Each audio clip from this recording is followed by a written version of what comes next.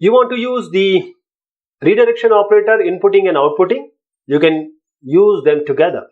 So redirection of input and output can be used together. The input from the program can come from file via redirection at the same time, and the output also can be redirected to a file, and this program is called as a filter. Let us see a command. This is our program util.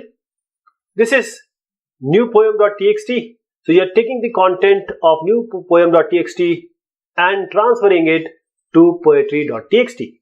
So in this, the program received the redirected input from the file which is pointed by this one, instead of just sending it to the output or a video, and it would redirect to the poetry.txt.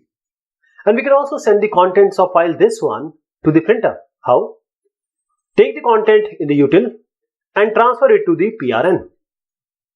So we can use the multiple redirection, but don't try to send output to the same file from which you are receiving input. Why? This is because the output file is erased before it's written to.